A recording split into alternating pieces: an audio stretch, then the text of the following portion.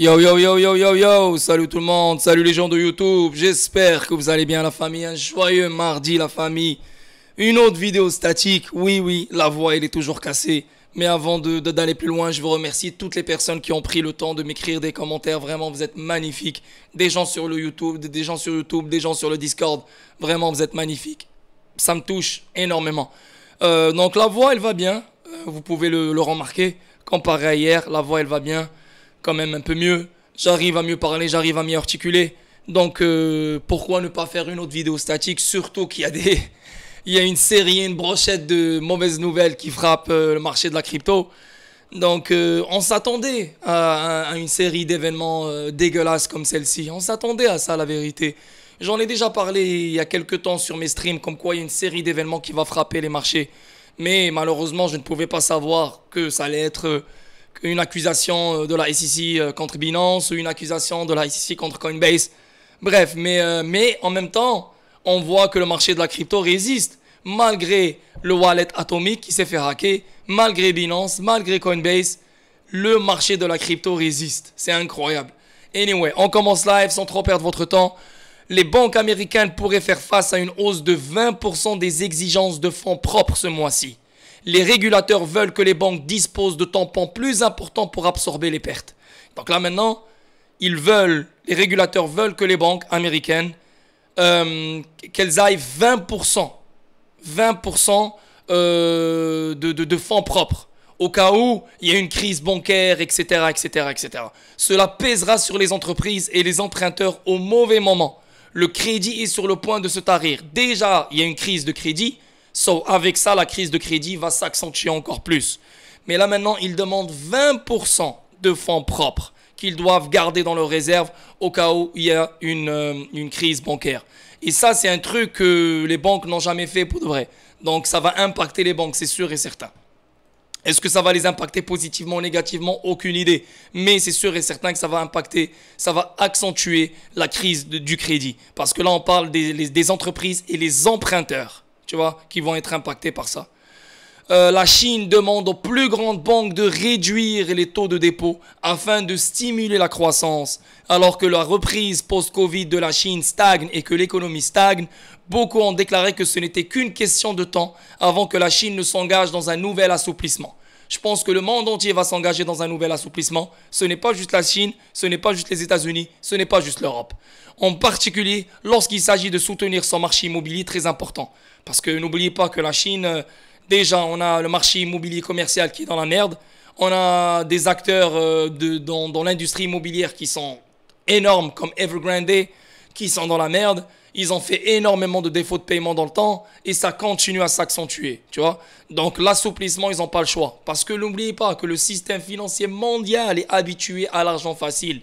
Le moment où tu lui enlèves l'argent facile, il commence à trembler. Donc pour réparer les choses et pour booster l'économie, pour stimuler la croissance, il faut l'argent facile, il faut la drogue. C'est tout. La drogue, c'est le QE. Donc le monde entier, n'oublie pas que le monde entier est contrôlé par les globalistes. Et comme par hasard, l'inflation, elle est à 2% dans le monde entier. Tu vois? Donc en Europe, c'est 2%. Aux États-Unis, c'est 2%. En Asie, c'est 2%. Tu vois, ils ont tous les mêmes règles. Ils ont tous la même direction. Ils ont tous le même comportement. Ça montre que c'est une seule entité ici. Mardi, les autorités chinoises ont demandé aux plus grands pays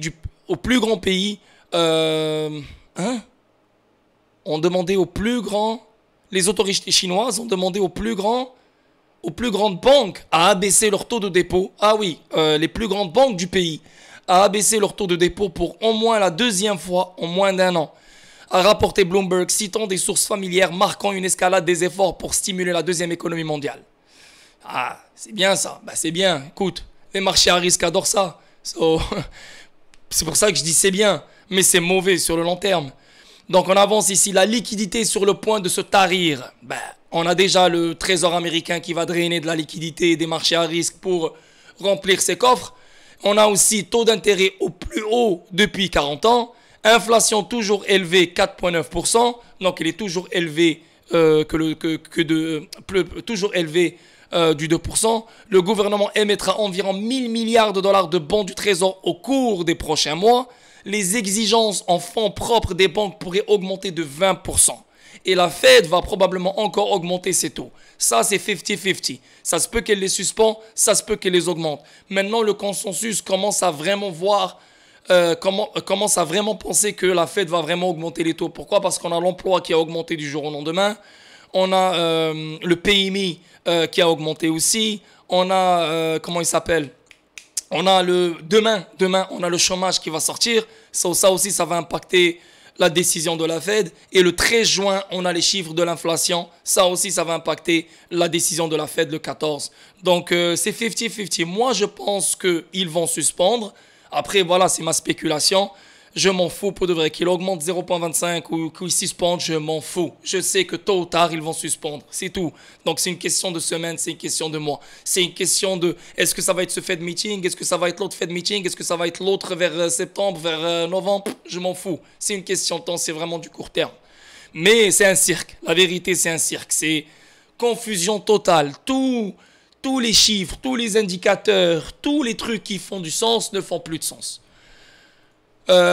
Ici, ça vient de Anis Lajnef, la présidente de la BCE à propos de l'inflation. C'est de la faute au profit des entreprises qui ont profité de la situation pour conserver leurs marges suite à la hausse des coûts, voire à les augmenter. C'est jamais de leur faute, ils cherchent constamment à se dédouaner. Je suis d'accord avec Anis Lajnef, c'est ce que je dis depuis très longtemps, ils vont toujours blâmer n'importe quoi d'autre à part eux. Eux, ils sont parfaits. Eux, ils ne font pas d'erreur. Eux, ils sont carrés. Eux, au contraire, ils se font surprendre. Tu vois? Eux, c'est des anges. Eux, ils sont là pour nous. Mais au contraire, tout vient de eux. Toute la merde qu'on est en train de vivre vient des banques centrales. Parce que c'est la banque centrale qui crée la masse monétaire. C'est le gouvernement qui dépense. Donc la banque centrale doit subvenir aux besoins du gouvernement. Donc elle doit créer plus de masse monétaire. La masse monétaire, c'est elle qui crée l'inflation. Ce n'est pas les entreprises qui profitent de la situation, etc. Les entreprises vont profiter de la situation, bien sûr, quand tu leur donnes un écosystème sans règles, ou bien sûr moins de règles, ou bien sûr 12 ans sans taux d'intérêt, ils prennent des risques comme ils veulent, etc. C'est toi qui leur donnes ces règles du jeu. C'est toi. Donc tout vient de toi. C'est toi le problème. Tu vois ce que je veux dire? Donc Christine Lagarde, encore une fois, cette personne-là, moi, auparavant, je la respectais. Maintenant, je ne la respecte plus. Je la déteste royalement. C'est incroyable comment c'est une menteuse. Comment elle se fout de la gueule des gens, hein? Et pourtant, elle doit dire la vérité. N'oubliez pas qu'est-ce qu'elle a dit dernièrement. Elle a dit que l'inflation, je ne sais même pas comment elle a augmenté. Comment tu peux être à la tête de la BCE et tu sais même pas comment l'inflation elle a augmenté? C'est toi qui signes le papier pour créer la masse monétaire. Tu sais qu'il y a plus de création de masse monétaire. 1 plus 1 est égal à 2, donc il y aura une augmentation de l'inflation. Vous vivez dans un agenda, vous voulez un résultat qui va vous bénéficier, qui va bénéficier votre intérêt, pas nous. Tu vois? Donc c'est pour ça qu'ils préfèrent augmenter l'inflation, parce qu'ils nous taxent, ils nous enlèvent le pouvoir d'achat pour qu'après eux ils font ce qu'ils veulent, etc., etc.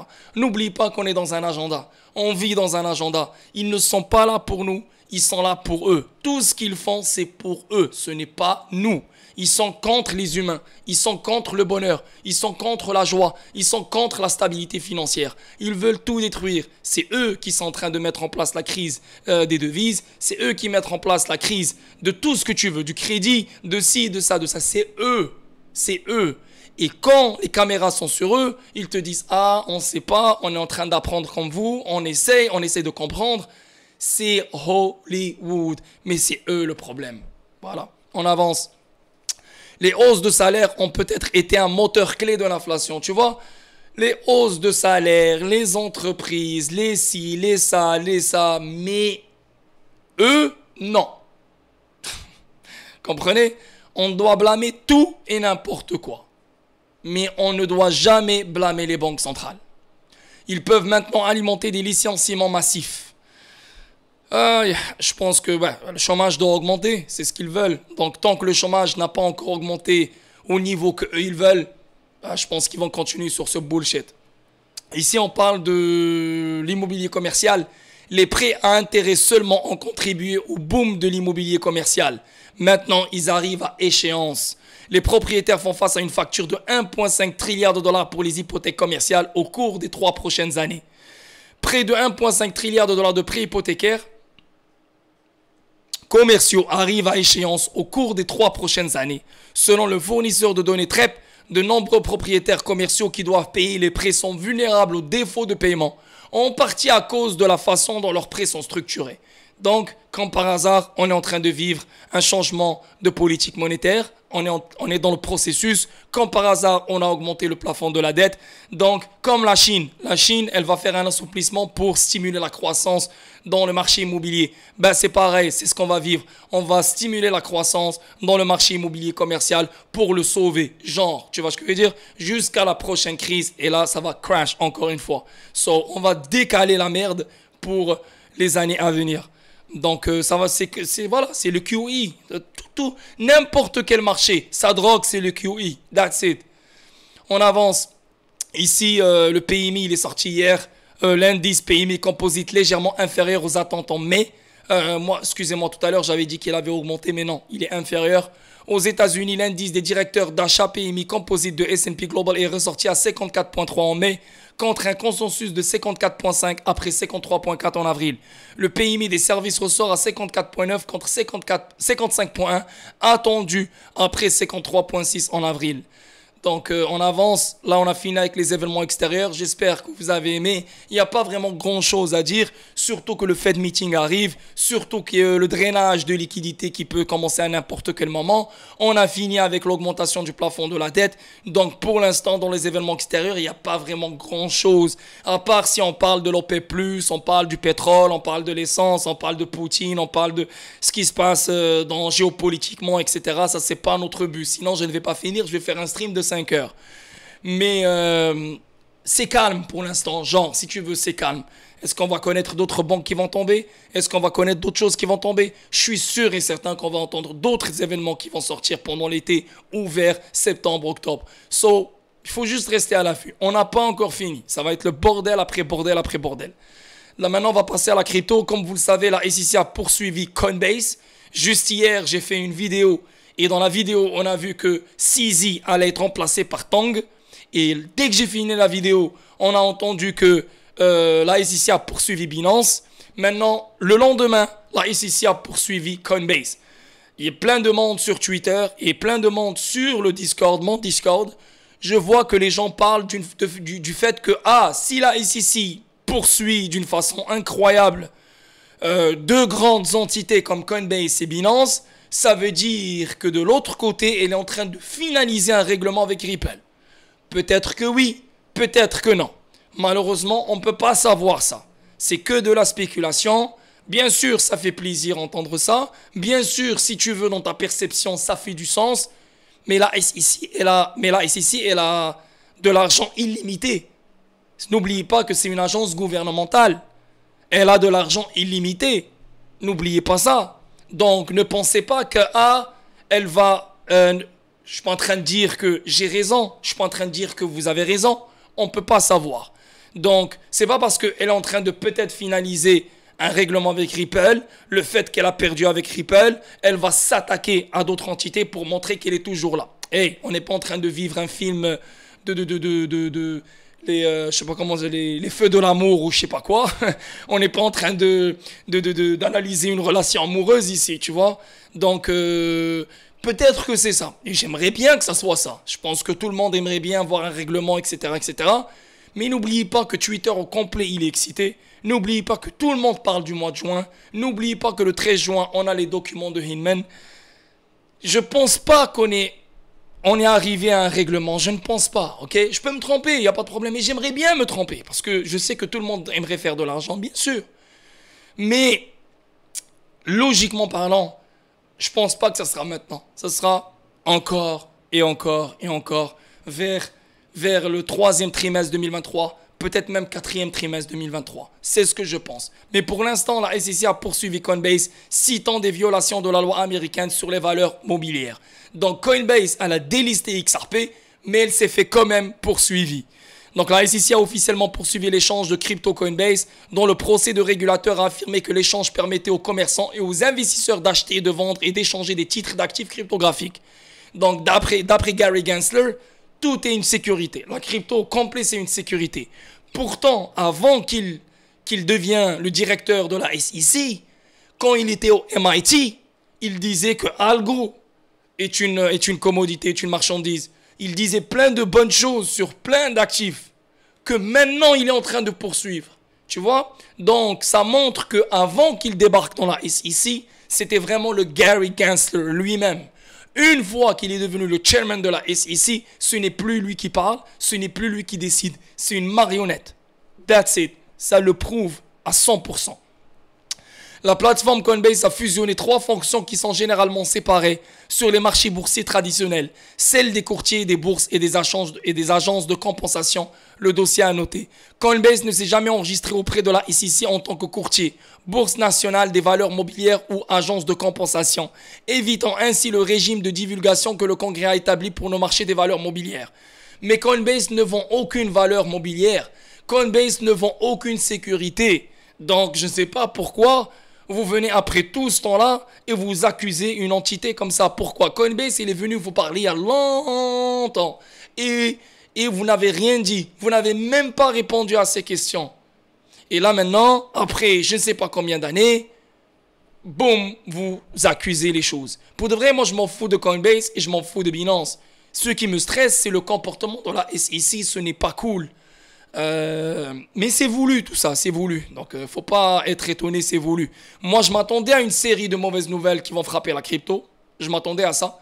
Mais je m'attendais pas à 2 accusations de suite. Binance et Coinbase venant de la SEC, c'est la vérité. Les règles ne peuvent être ignorées régulateurs. Donc là ils ont poursuivi Solana. Solana c'est une sécurité à ce qui paraît. ADA, j'étais sûr, je le dis depuis très longtemps, que Cardano va être poursuivi. N'oubliez pas que Charles Hoskinson, c'était un cofondateur de Ethereum. Donc il fait partie de l'affaire Heatgate. Donc lui ici va être poursuivi, c'est sûr et certain. Cardano, c'est une sécurité, bien sûr, ils ont fait un ICO. Matic, Phil, Sand, Chiliz, wow. Near, Ripple investit sur Near, Dash, Nexo. Donc l'agence a également affirmé que Coinbase n'avait jamais enregistré son programme de jalonnement en tant que service, comme l'exigent les lois sur les valeurs mobilières. Donc on va voir jusqu'à où ça va aller cette affaire-là. C'est très très très intéressant ce qui se passe en ce moment. Yeah, so on avance. Ici on voit la SEC qui dit que Coinbase, elle a fait des milliards de dollars illégalement. Elle a gagné des milliards de dollars illégalement. Juste un jour après que la Securities and Exchange Commission ait ciblé Binance, avec son procès, la SEC a fait son prochain pas. Dans l'une des mises à jour les plus récentes, la SEC a poursuivi l'échange de crypto Coinbase. La commission a déclaré que la bourse ne s'était jamais enregistrée auprès de la SEC en tant que courtier. De plus, le procès prétend également que la bourse a éludé le régime de divulgation qui a été mis en place sur le marché des valeurs mobilières. La SEC a également déclaré que Coinbase avait gagné illégalement des milliards de dollars en facilitant l'achat et la vente de titres d'actifs cryptographiques. Donc, encore une fois, si on revient ici, XRP, parce que XRP est délisté sur Coinbase. Donc, XRP ne figure pas là-dedans. Et en plus de ça, XRP n'a pas encore été mentionné comme une sécurité. Même si Ripple est poursuivi par la SEC, et même si cette affaire dure pendant je ne sais pas combien de temps, jusqu'à date, la SEC n'a pas encore déclaré que XRP est une sécurité. Donc, ils ne peuvent pas le mentionner ici. On avance, les dirigeants de Binance prétendaient opérer en tant que bourse de valeurs mobilières sans licence. Poursuite de la SEC. Donc, comme vous le savez, la SEC a poursuivi Binance. Nous ne voulons jamais être réglementés. La SEC cite un COO anonyme de Binance dans le cadre d'un procès. Donc, juste pour mettre les choses au clair, la SEC a poursuivi Binance USA. Ce n'est pas Binance au complet. Parce que Binance au complet, elle est en Asie, elle est en Afrique, elle est en Europe, elle est je sais pas où. Mais là, la SEC a seulement un impact sur ce qui se passe aux États-Unis. Donc là, on parle de Binance USA. C'est pour ça que le marché, au début, il a dompé hier. Hein? On a eu un bon dump. XRP, il est descendu jusqu'à 47 sous. De 54 à 47. Bitcoin, il a touché, je pense, le 25 000 quelque chose. Mais en fait, sur le coup, tu penses que c'est Binance au complet. Mais en fait, non, c'est que Binance USA. So, c'est une confusion ici. Au début, les marchés ont eu peur. Et après, on a vu que, ah, non, c'est Binance USA. Binance USA, c'est seulement 1 ou 2% de ce que détient Binance. Donc, c'est une goutte d'eau, en fait. Le procès de la SEC contre Binance fait un certain nombre d'allégations contre le plus grand échange de crypto au monde, ainsi que les autres accusés, dont le PDG CZ. Et CZ va être remplacé par Tang parce que CZ, là, il a tellement de choses dégueulasses autour de lui. Ça suffit pour de vrai. Et vraiment, c'est une mauvaise image pour Binance. Si Binance veut avancer, ils doivent changer CZ. Dans le procès, la SEC cite des communications internes, y compris des emails et diverses citations d'employés de Binance. La SEC affirme que Binance, aux côtés de BAM Trading et CZ, a violé les lois sur les valeurs mobilières. Binance, cependant, conteste les affirmations, les qualifiant à la fois de décourageantes et de décevantes. Dans une pratique réglementaire américaine courante, la SEC, dans sa poursuite, fait référence aux employés de Binance et de ses sociétés affiliées par leur intitulé de poste sans les identifier. Donc là, ça parle de CZ, CCO de Binance, directeur financier de Binance. Donc voilà, tous les employés de Binance. On avance. Ici, on voit les données montrent que les utilisateurs Binance ont retiré 1,5 milliard de dollars de l'échange cryptographique au cours des dernières 24 heures. Bien sûr, tout le monde a peur, tout le monde panique dès qu'on parle de Binance, sans comprendre que la SEC a seulement un impact sur le terrain américain. Donc tout le monde pense que c'est Binance. Mais c'est comme ça que ça marche. C'est ça la manipulation. Cela survient alors que l'entreprise et le PDG font face à des dizaines d'accusations de la SEC pour la sécurité infraction. N'oubliez pas qu'on avait, comment il s'appelle, Brooks. Vous vous rappelez de Brooks? Brooks, là, c'est un bon gars qui travaillait à Coinbase et qui travaillait à Binance USA. Il a quitté Coinbase, il a quitté Binance USA. Et ça, c'est un ancien gars de Ripple. Il a quitté Binance, il a quitté Binance USA, il a quitté Coinbase. Je pense qu'il savait qu'une poursuite allait arriver. Donc, il a fait un bon move de quitter Binance USA et Coinbase. On avance ici, on voit au cours de la dernière année, la crypto a vu effondrement des FTX, fraude plus importante qu'Enron, plus de 2000 milliards de dollars effacés dans un marché baissier, plus de 300 recours collectifs depuis 2022, effondrement du système bancaire régional, Binance et Coinbase désormais poursuivis par la SEC. Pourtant, la capitalisation boursière totale de la cryptographie est toujours à 1,2 trilliard de dollars. La résilience des marchés de la cryptographie est incroyable. C'est vrai. Ça tient toujours, Bitcoin tient toujours, il est même en train de pomper un tout petit peu. XRP, il est à 51,10. Il a quand même, si vous venez sur le Discord, et je vous invite à venir sur le Discord parce que je fais des analyses techniques là-bas, il montre peut-être des probabilités comme quoi il pourrait nous donner un pump malgré le fait qu'on a toutes ces mauvaises nouvelles. S'il nous donne un pump avant le drainage de liquidité et s'il nous donne un pump avant le prochain Fed meeting, je pense que ça sera une price protection. Parce que ce qui viendra après, ça sera une catastrophe. Moi, je pense toujours que le marché va dump. Maintenant, est-ce qu'ils vont faire pomper le marché avant de dumper pour créer de la liquidité, pour bien absorber la liquidité? Je ne sais pas. Je ne peux pas savoir exactement qu'est-ce qui va se passer sur le court terme. Ma job, c'est clarifier la grande image. Et la grande image, malgré ce qui se passe sur le court terme, elle ne change pas. Elle est toujours intacte, ok? Mais sur le court terme, c'est très difficile de savoir ce qui se passe. Parce que tu as des indicateurs dans l'économie comme le chômage, le PIB, l'inflation, le PCI, le PMI, etc. Tu as d'un autre côté la crise bancaire, même si on n'en parle pas, elle continue. Tu as d'un autre côté des news, des événements qui frappent la crypto. Tu as d'un autre côté des nouvelles fondamentales qui sont positives comme l'augmentation du plafond de la dette. Tu as d'un autre côté le drainage de liquidité. Tu as d'un autre côté le Fed meeting. Tu as tellement d'événements que c'est impossible de savoir vraiment c'est impossible de savoir en précision qu'est-ce qui va se passer. Vraiment. Quelqu'un qui te dit voilà ce qui va se passer, c'est un menteur. C'est un menteur, un prétentieux qui se la joue. Personne ne peut savoir ce qui se passe. Ils veulent ça. Ils veulent ça parce que là, on est en train de transitionner vers un changement politique monétaire. Mais la transition, il y a toujours des turbulences. C'est ce qu'on est en train de vivre maintenant. On avance. Les commissaires de justice de la Cour d'appel de Paris feront désormais usage de NFT pour leurs documents et actes officiels. Donc là maintenant à Paris, Maintenant, il y aura des documents en mode NFT. Les commissaires de justice de la Cour d'appel de Paris se tournent vers la blockchain afin de sécuriser et authentifier leurs documents. Ils viennent en effet d'annoncer un partenariat avec UniqueBase qui leur permettra de créer des NFT sur une blockchain dédiée. Nice. La blockchain et les NFT comme outil pour la Cour d'appel de Paris. Nice. Ici, on voit HBR. Donc, équivalence EVM, dévoilement de la stratégie de Hedera pour une programmabilité et une adoption du réseau améliorée. Donc, explorons l'équivalence Ethereum Virtual Machine et l'approche stratégique de Hedera pour assurer une programmabilité robuste pour les applications et les écosystèmes à travers le réseau. L'approche EVM de Hedera, donc c'est quoi EVM? C'est la machine virtuelle Ethereum qui est compatible avec toutes les blockchains. Donc là maintenant on voit l'approche EVM de Hedera est conçue pour responsabiliser les développeurs en facilitant l'exécution de contrats intelligents plus rapidement et de manière plus rentable tout en exposant une intégration transparente des services natifs de Hedera. Pour de vrai, ça c'est Hedera depuis un long moment là, elle fait que s'améliorer. Moi pour de vrai là, Hedera là fait partie de moi. J'ai envie de la mettre dans mon top 5, mais j'arrive pas à me détacher de mon top 5. Mais vraiment, si je pouvais mettre un autre dans mon top 5, ça sera HBR. C'est un de mes préférés, je l'adore. Pourquoi? Parce qu'ils font les choses bien, ils continuent à se développer, ils continuent à s'améliorer. Et bien sûr, ils font les...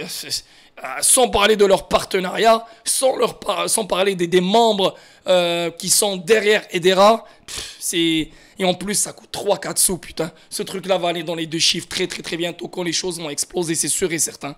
Donc, je vous conseille fortement de vous concentrer sur Hedera parce que ça, c'est un investissement sûr comme XRP, comme Casper, comme Gala, comme XDC. Ok?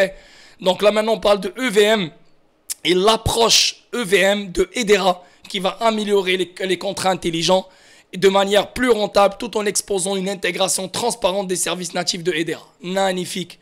La SEC américaine poursuit Binance, ne mentionne pas Ripple XRP comme sécurité. Ben ouais, parce que là on a ADA. Tu vois, ADA a été poursuivi sur Coinbase et sur Binance. Donc ADA là, il est dans la merde. Matic aussi, donc Polygon. BNB, normal.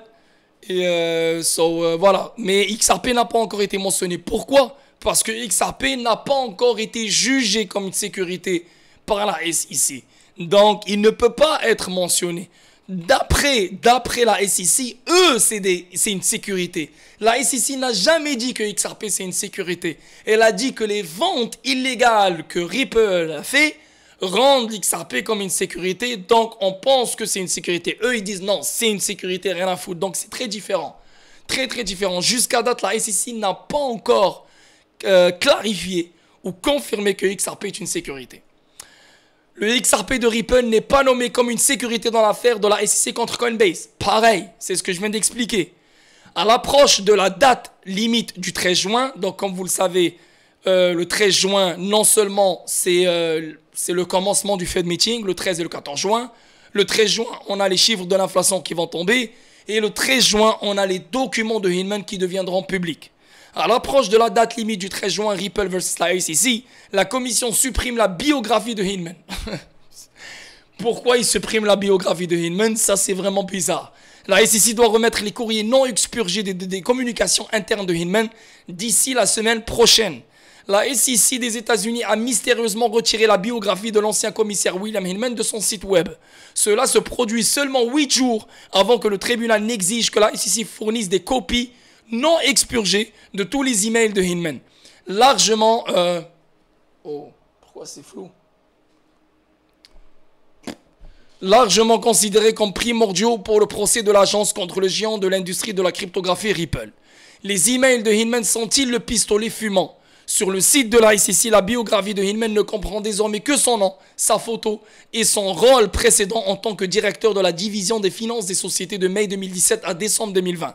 Son ancienne biographie a déclaré que son rôle, Hinman a fourni une assistance interprétative aux entreprises en ce qui concerne les règles de la SEC et fait des recommandations à la commission concernant les règles nouvelles et existantes.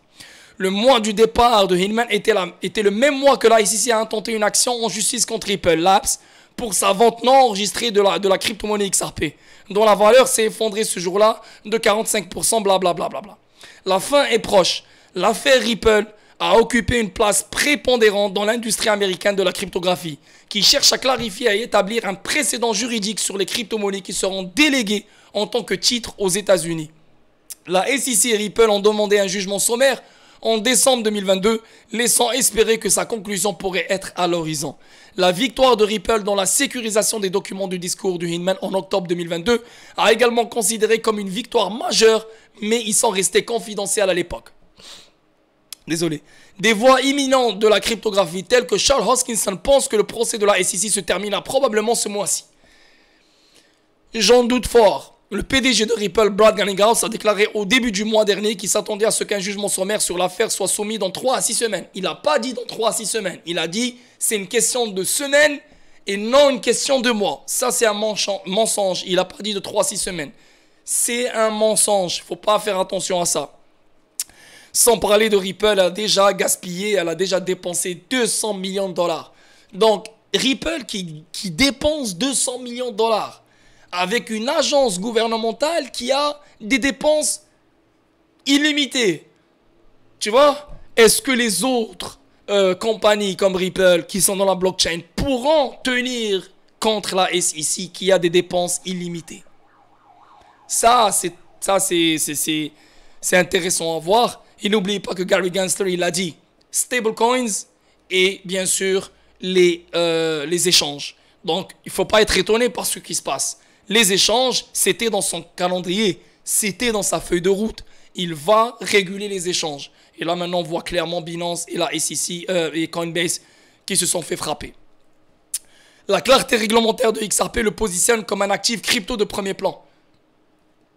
Bien sûr, surtout le crypto, dans le marché au complet de la crypto, le seul actif qui aura la clarté, c'est XRP.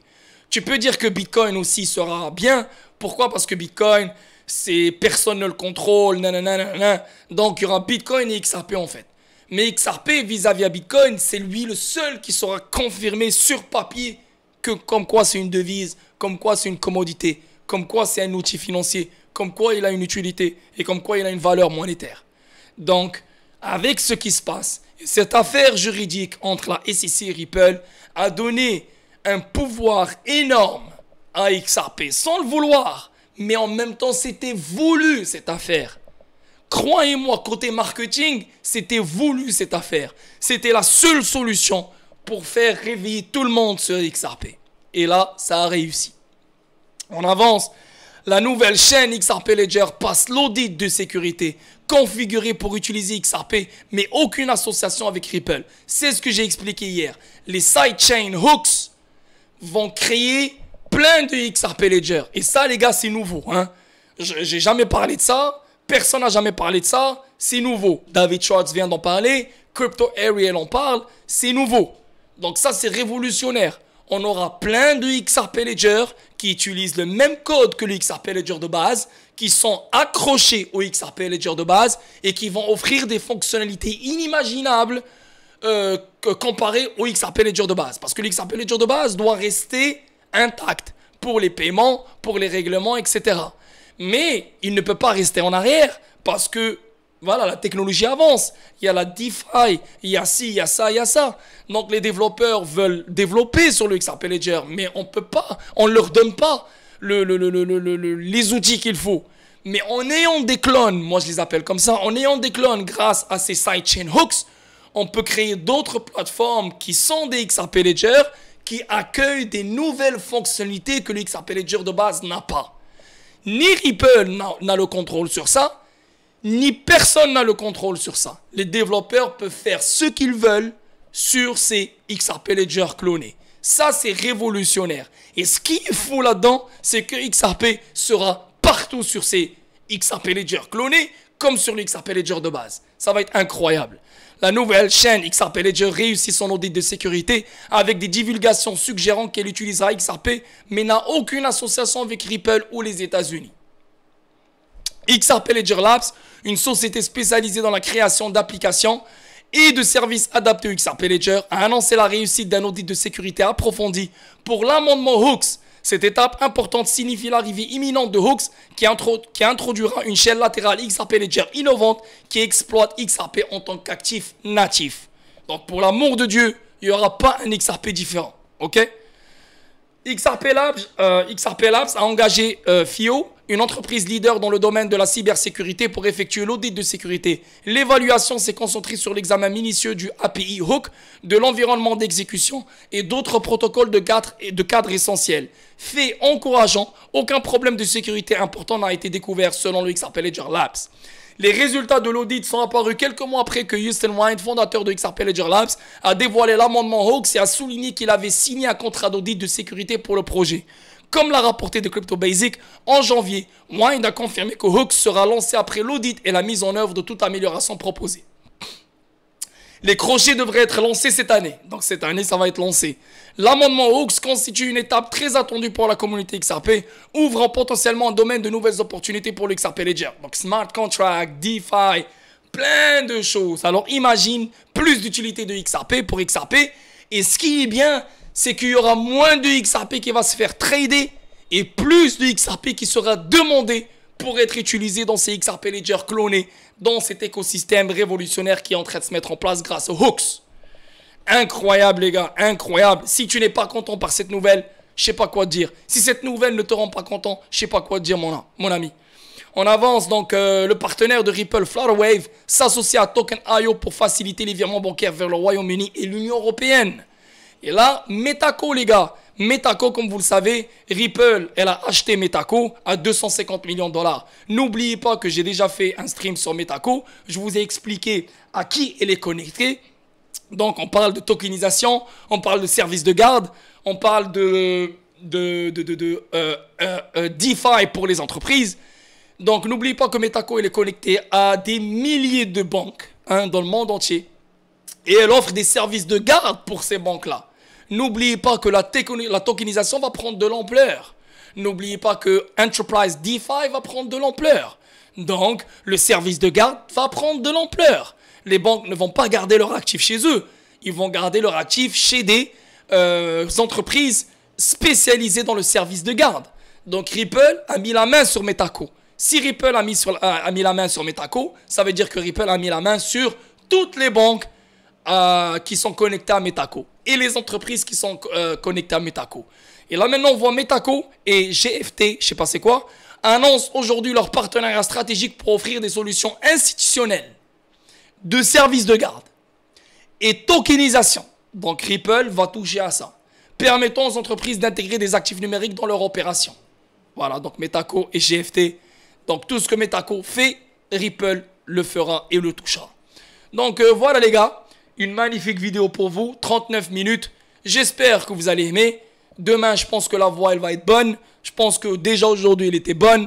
On surveille les choses. Là maintenant, on a la SEC Coinbase, on a la SEC Binance. On doit attendre les événements extérieurs. Il y a des chiffres qui vont tomber cette semaine, comme je vous ai montré dans la vidéo hier. Il y a le Fed Meeting qui arrive. Il y a le 13 juin pour les documents Hinman. Donc, il y a plein de choses qui s'annoncent. Maintenant, dans les marchés à risque, comme la crypto, est-ce que les choses vont pomper court terme ou pas? Peut-être que oui, peut-être que non. On s'en fout sur le court terme.